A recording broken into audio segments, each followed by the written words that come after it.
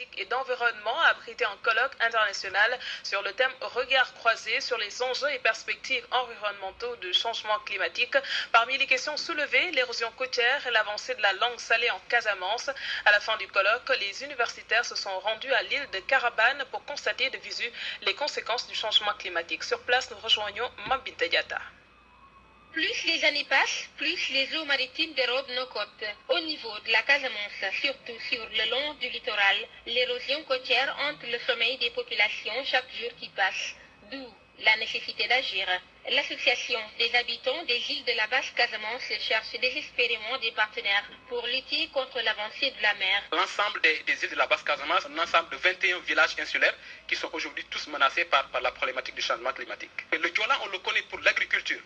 Aujourd'hui, dans les îles de la basse Casamance, disons, cette pratique tend à disparaître parce que nous avons perdu beaucoup de terres.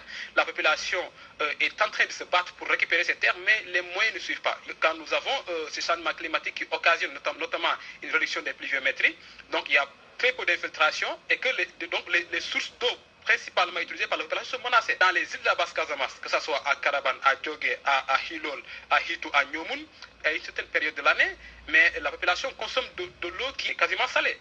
Nous avons constaté qu'il y a une avancée de la langue salée. Au niveau du barrage d'Affinia, plus de 5000 hectares de terre sont envahis par la langue salée.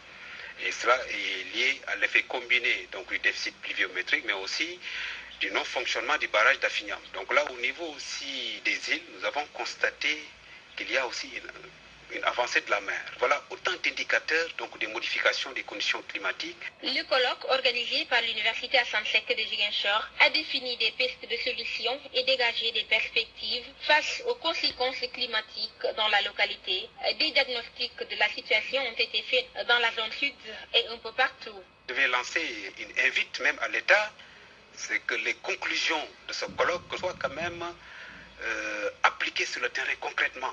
Donc là, pour résoudre ou du moins atténuer les effets des changements climatiques à l'échelle locale. L'État ne peut pas aller seul. Pour arrêter ce fléau, à mon avis, il faut qu'il y ait une synergie. Donc tout ce qui a été dit durant les colloques sera co-signé dans un rapport qui va nous servir de feuille de route pour l'ensemble des acteurs. Donc le monde scientifique que nous sommes, les décideurs, mais aussi les populations. Quand on parle de changement climatique, les recherches, on ne peut pas ignorer, occulter les îles. On montrait que les îles sont les espaces les plus vulnérables à ces changements. Donc aujourd'hui, l'Université Assane Seck a démontré réellement que c'est une université de développement.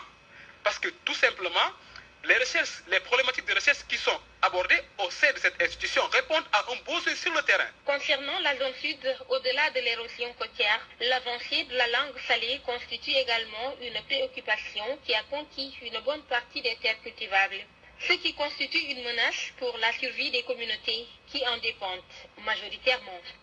Caritas